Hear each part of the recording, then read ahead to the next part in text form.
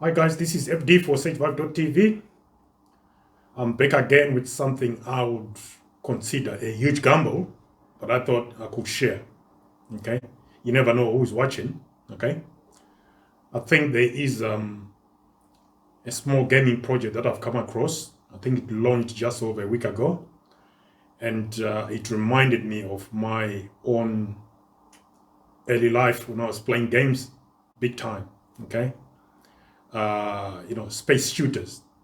Okay. So before I proceed any further, guys, I'm trialing different things. I'm trying to set up my studio here. Therefore, I'm trying different setups. Okay. I'll keep experimenting until I get to where I think we should get to. Okay.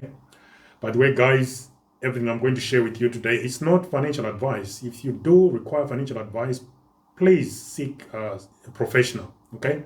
I'm just some dude on YouTube. Okay. I'm not qualified to give you financial advice at all. Okay. That said, don't forget to click like and subscribe and then smash the notification bell. Okay, I will be doing some of these random videos for huge gambles, but with massive potential as well. And I'm also not forgetting to do my research, DYOR, using the risk evaluation tool that we've been talking about for a few videos now. Okay, so let's get started. So the project I want to share with you today, guys, it's a very tiny project called Spacefalcon. Okay, it launched on Solana, on the Solana blockchain, and it's got, as you can see, it's got a total of 20 billion maximum tokens. Okay, and so far only 2.66 billion have been issued. As you can see from the, this is from CoinMarketCap. Falcon is a metaverse space. Falcon takes virtual assets a step further with the introduction of planets, spaceships, and galaxies.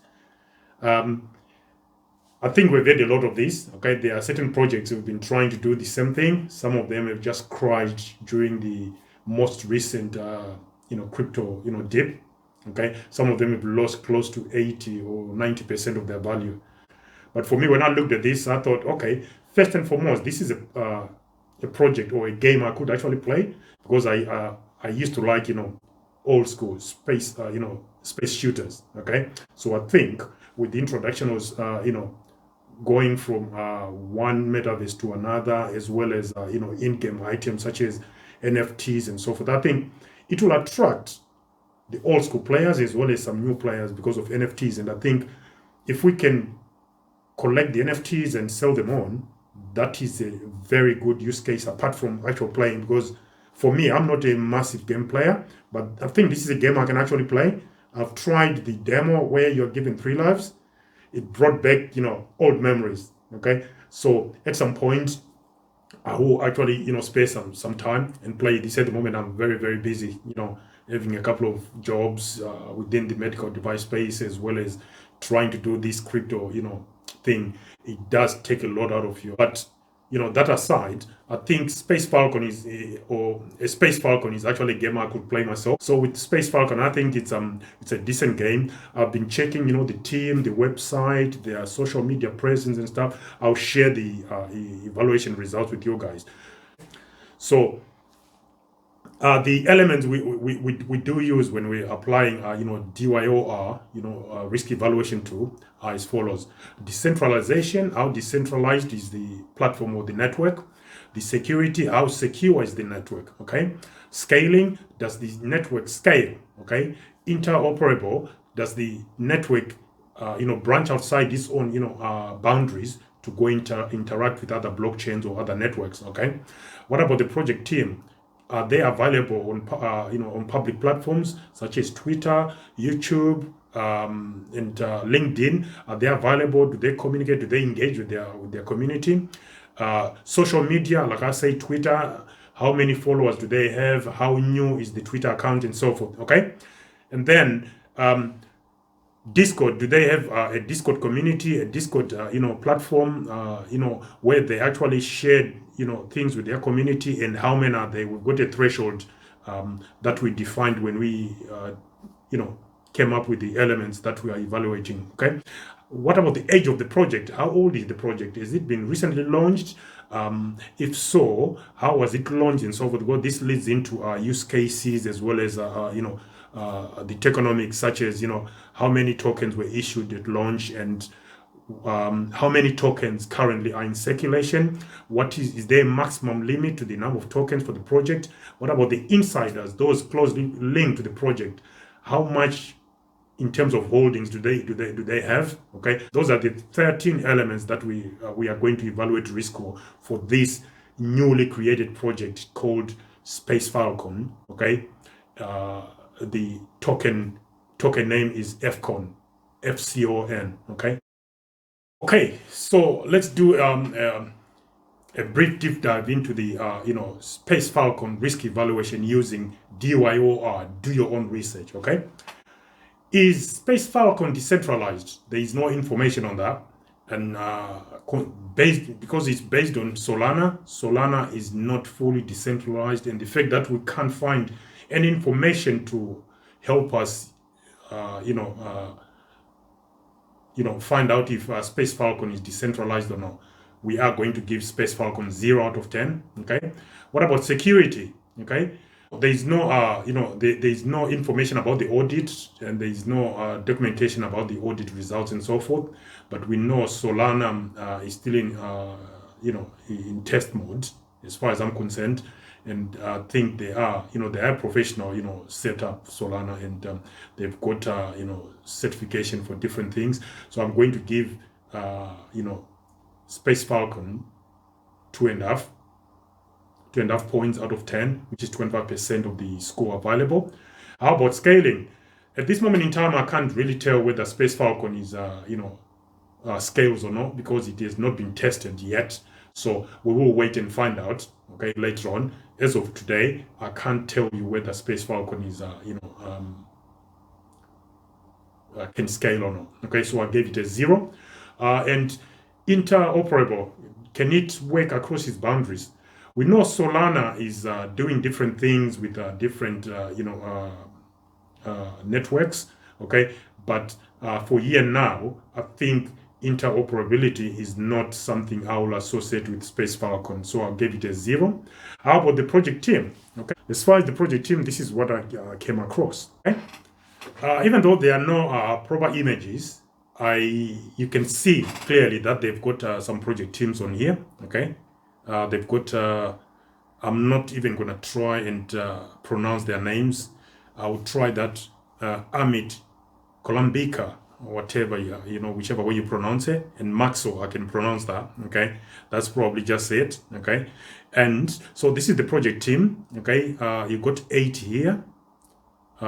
And then there are 3 advisors. Okay, I don't really consider advisors. If anything, I'm thinking they are there for for the deep. They want to dip into this project and get what they can. So here you've got 8 team members. Okay, and I also went into LinkedIn to check this Amit, the CEO. Okay, this is Amit's LinkedIn profile. Okay, so here is a brief description about the project Spacefalcon. And these are his specialties: React.js, Redux, Flux, TypeScript, JavaScript, ES6, ES5, CSS, high-frequency trading platform, WebSockets, GraphQL, Node.js, MongoDB, Golang, React Native for Android and iOS. So he's got some decent expertise, and he's got some he specializes in some very good programming languages here. Okay, and his experience, you can tell here as well, is new to this role, as the project is relatively new, October 2020. So he's been 5 months in. Okay, Ho Chi Minh City is Vietnam. Okay, apologies, I wasn't aware of that. Okay, so he's relatively new in this role, and then he's also worked for Liquid. Okay, he was a senior front-end engineer. He was there for about 1.5 years. Okay, it's 1 year 8 months. Okay, okay, he was like a team leader there. Okay, he was also a front-end engineer, then senior engineer, so he got promoted there.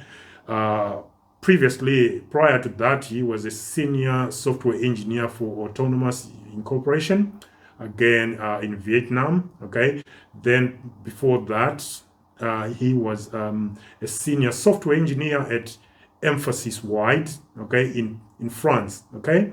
So he's got quite a a number of years experience in in development of software and stuff like that, okay. Before that, he was also a front end developer at upgrade.com, okay, in India, Mumbai.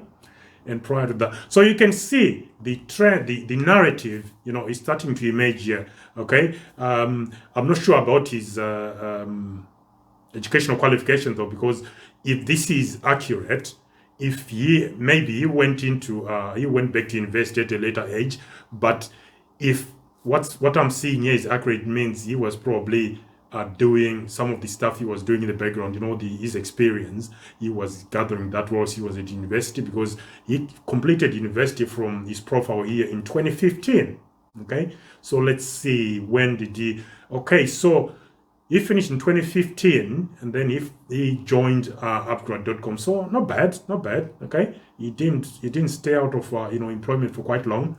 He joined the employment train quite early after graduating, which is always good, okay. These things, people can mislead you by certain things, but as far as I can see here, it looks like he's got a decent profile. But I'm also open to the fact that people fabricate things, and this might not be accurate, okay. Right, so that's Amit.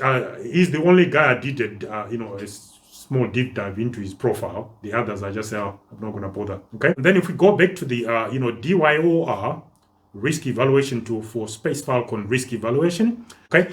So social media, Twitter, get them 7.5 out of 10, which is 75% of the points available.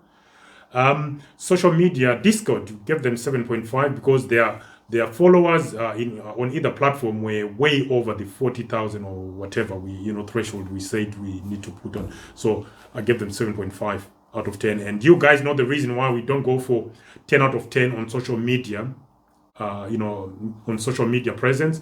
The reason being, as an industry, we are aiming for that mass adoption. Once we start having billions within the ecosystem, we then start to consider maximum points on social media presence and so forth. We want to capture all the social media activity from the wider world, from the wider space, the internet. Okay.